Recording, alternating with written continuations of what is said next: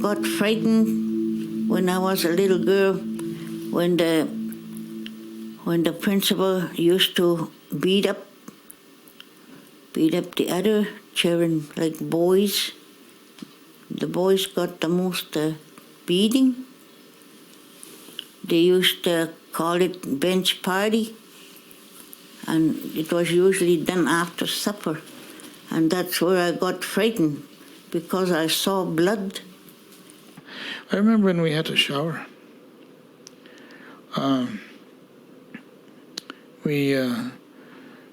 You only have to show me how to shower and clean and wash myself, how to wash my private and my, private parts of your body. You only have to show a kid once or twice at the most, but not every day. And have the supervisor come in there and basically take advantage of you.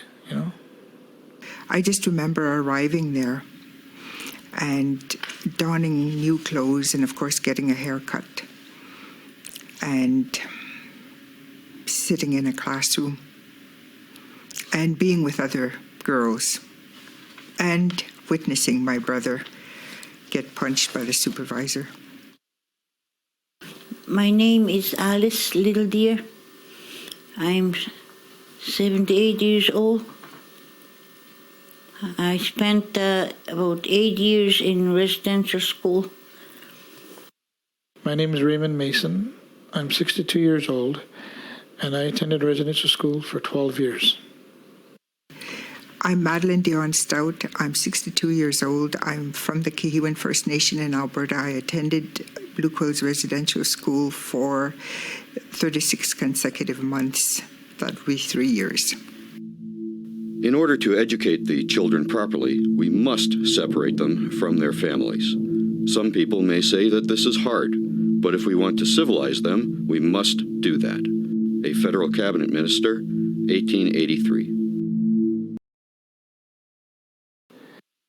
That's where a lot of my whole life really started to change, because I got strapped. I got beaten up for speaking my own native tongue. I even had my tongue pulled out and pinched. My strongest memory there is when the little girl died beside me. She must have been about 6. I was scared why the parents were not there. That's what I was scared about. And I knew they wouldn't feel comfortable for not being there when their daughter's dying. And do you know why they weren't there? They were never notified. Indian children in the residential schools die at a much higher rate than in their villages.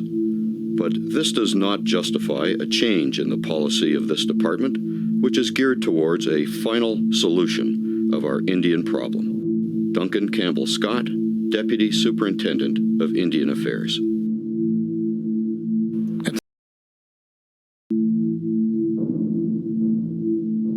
Their education must consist not merely training of the mind, but of a weaning from the habits and feelings of their ancestors and the acquirements of the language, art, and customs of civilized life.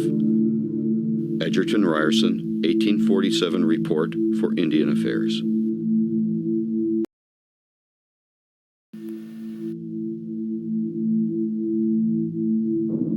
Indian culture is a contradiction in terms. They are uncivilized. The aim of education is to destroy the Indian.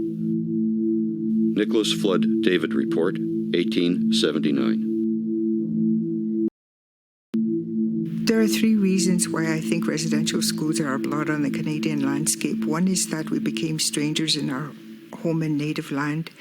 2 is that nurturing relationships between parents and children were severed. Residential schools were a frontal attack on parenthood. 3 is that it added to our mental stress in a very real way.